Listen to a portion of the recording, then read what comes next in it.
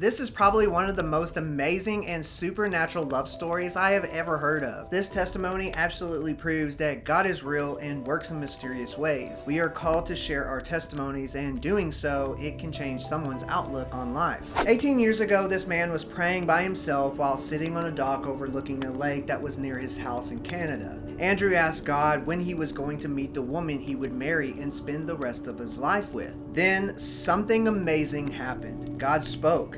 Not in a loud, thunderous voice, but in a still and small, personal voice, which he said, "You will meet her in 6 months." Now let's jump forward. 6 months has passed and he met a girl in Gig Harbor, Washington. But what's funny is that Andrew didn't have a clue she was the one. In fact, he was staying at a family's home where she had been staying as well. Just as Andrew pulled into the driveway where he was going to be staying, she was walking out of the house and was leaving.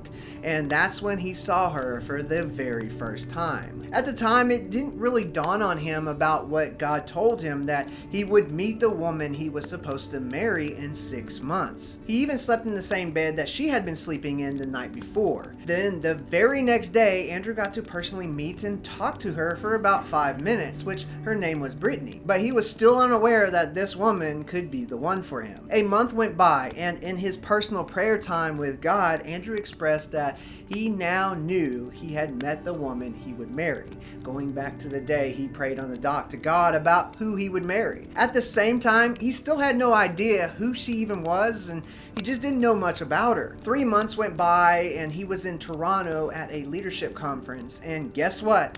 There she was, the same girl he met in Washington, and this time Brittany was with her whole family. This shocked him to where he did a triple take when he saw her, thinking to himself, what is the odds? But he still had no clue how it was going to play out, but he knew he would have to trust in God. They started to hang out, and within minutes they hit it off like fire and gasoline, as he would describe it. Then 2 days later, it dawned on him. He had met her in the 6 months that God told him he would. He kept quiet about it and didn't tell anyone about this supernatural moment in his life because he didn't want people thinking he was crazy. He met her parents, and Andrew and her dad really hit it off, which apparently was a first time for a guy who liked his daughter. He would say even to this day that her father never gave a guy the time of day who liked his daughter. When the leadership conference was over, he gave her his number and casually told her, "Hey, here's my number.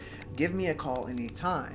He was trying to play it cool because he really was hoping she would call him. He was just so excited how everything was playing out, that the way God told him and these things were coming to pass, he was just excited. He just didn't want to seem like he was desperate or crazy for expressing what God told him, so he played it off and he played it cool. Now, unfortunately, the number he gave her got lost on her trip back to North Carolina where she lived, and she never ended up contacting him. This is where the story gets crazy. He goes back to his home 2,000 miles away on Vancouver Island, and a friend of his, Kevin, who didn't go on the trip to that conference with him, comes up to him and says, "Hey, Andrew, did you meet a girl in Toronto? Because I know this is going to sound weird, but Andrew, I had this dream that you met a girl and got engaged to her." As soon as he heard this, Andrew was shocked. But the story doesn't stop here. Come to find out later, around the same time in North Carolina where Brittany was living,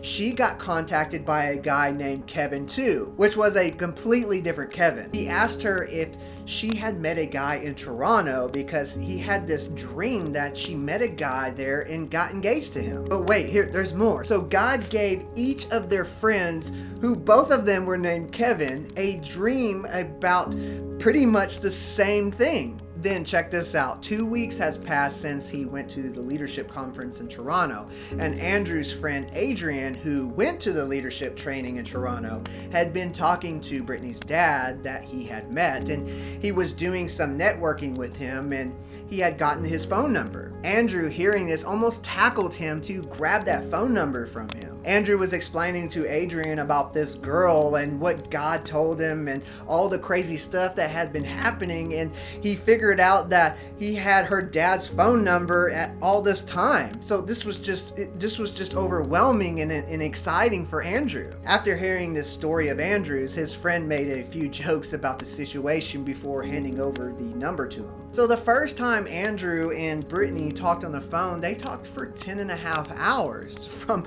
nighttime all the way past morning the very next day. There was no going back from there. A lot of other things happened in the course of their relationship. One of them was right out of the Bible. One day a lady came up to Andrew at the church that he was part of in Canada and read him a verse from Philippians, which she said God told her to share with him. Well, what's really strange, that very same day, someone came up to his now wife Brittany and shared this same exact verse with her, Philippians 1:9, which says, "And this I pray, that your love may abound yet more and more in knowledge and all judgment." Now, this next part is where this story proves that God has to be real and listens to our prayers. Another time when Brittany was having doubts of whether Andrew was the right guy or not, because it's a big decision to pursue some guy from a different nation. A crazy thing happened. Ever since she was a little girl, she had asked God that the right guy for her would buy her a half dozen pink roses and a half dozen red roses and a glass jar tied with a pink bow. That's kind of random, right? Well, one day she was praying and actually crying over this huge decision of whether Andrew was the right guy or not, and she gets a knock on the door. When she opens the door, there's these flower arrangements that Andrew had ordered online to have delivered to her house. And when she received these flowers and saw what it was, she almost fell over. The funny thing is that Andrew really wasn't focusing on which arrangement of flowers to send her. He just found the bouquet that he thought looked nice to give her. In fact, what makes this strange is that he actually gave her 13 roses, not the 12 that she prayed for, which when she read the note he gave her, he instructed to give one of those roses to her mother. So after this action, this was a true answered prayer. But God knew it was exactly what Andrew would pick and what she needed. So after all of these crazy and amazing events happen, a year after they first meet, they get married. They saw each other a lot flying back and forth from North Carolina to Canada. They also decided that their very first kiss would be on their wedding day so that they were able to keep what they had pure by the grace of God. When they did get married, which was in North Carolina where Brittany lived, they then went on their honeymoon to Florida and into the Bahamas. Today they live in Texas. They have a 16-year-old daughter, and God has just continued to bless their life. This just goes to show that if we chase after God with our hearts and wait patiently for Him to guide us, not leaning on our own understanding, but the understanding that God's will for us, our life, is greater than our own, true miracles and supernatural things can happen. That does it for today's amazing story. Hit that thumbs up. Until next time, God bless.